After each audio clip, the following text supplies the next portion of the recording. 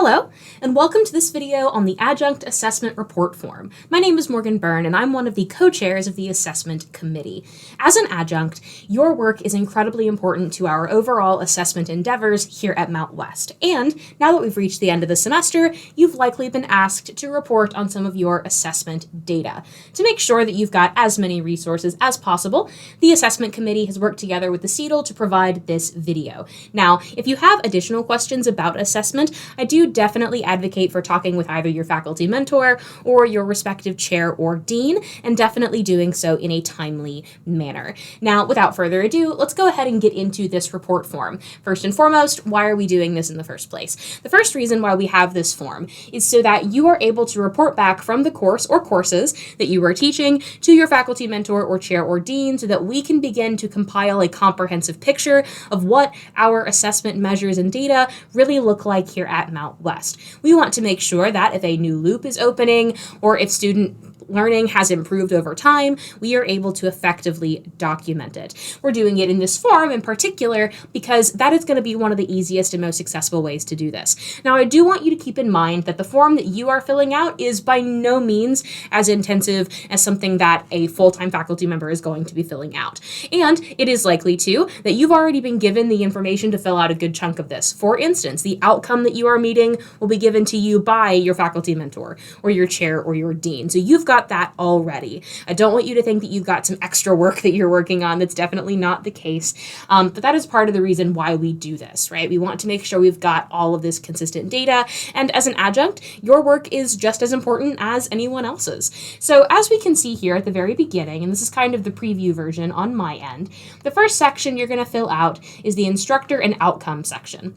And that first part's pretty easy, right? You want the name of the faculty member submitting this form. So you'll just put your name in there, followed by the course name, number, and section being assessed. Let's say that you are an English adjunct and you are assessing your English 101 class and it was section 101. Your answer would look like this. If not, you would still follow the same formula. So the name, the number, and the section.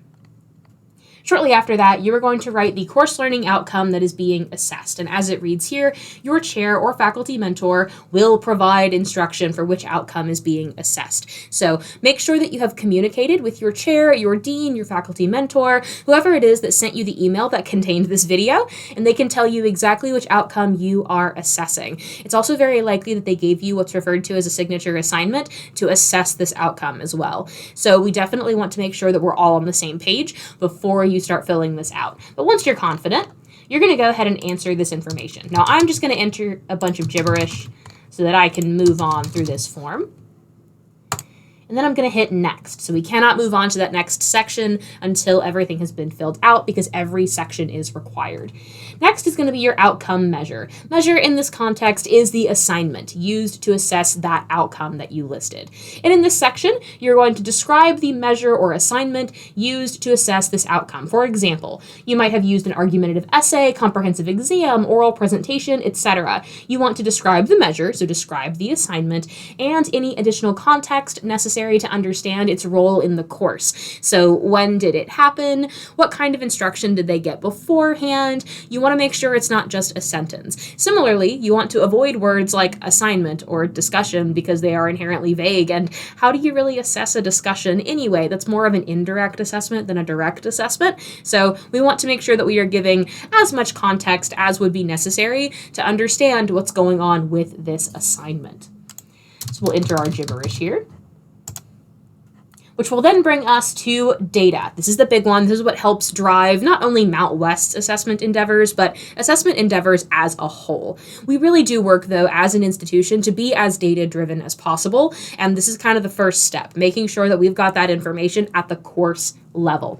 So in this section, you will provide and interpret data from the assessment measure, beginning with this question. What was the benchmark for student success on this assignment? For example, let's say that you are grading or assessing with an exam. Your benchmark for this exam might have been 80% of students will receive at least 75% on the exam.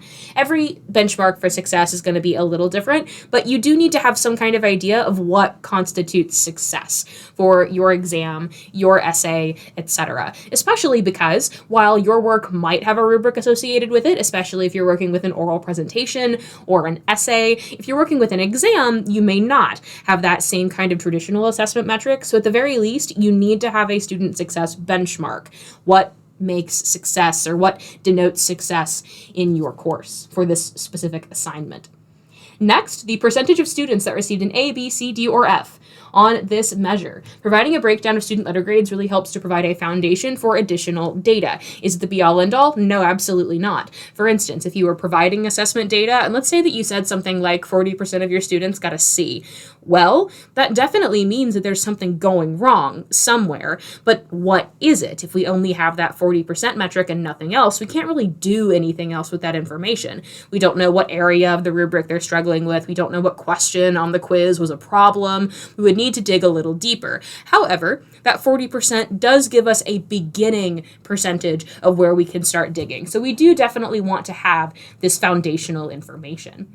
We're going to follow that up with, however, a section based upon digging a little deeper. So number 7, what are the perceived struggles or successes based on student performance, rubric data, etc.? So for example, if you notice that students consistently scored poorly on one area of a quiz or the rubric, what was it? Conversely, according to the student scores, where did they excel? So what's working and what's not working?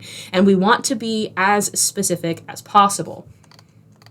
And then finally, based on the data above, how do you intend to improve student learning with regard to this outcome? For example, if the students really struggled with thesis statements, how do you intend to better support their learning of this skill in the future? So are you adding a discussion? Are you going to add an activity? Are you going to change how you deliver your instruction? What specifically are you going to implement the next time you teach this class?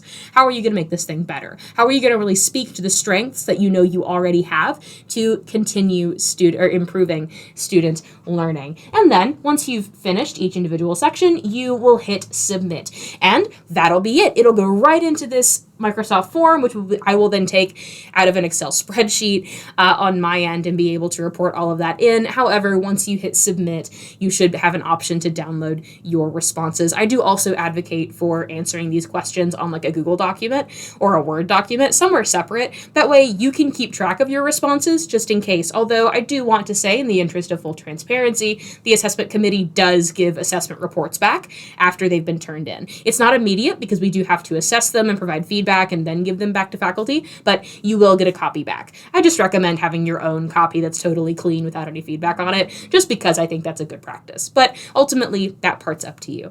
So thank you so much for watching this video. If you do have any questions, comments, concerns, anything that you'd like to go over, I do recommend talking with your faculty mentor or your chair or dean first.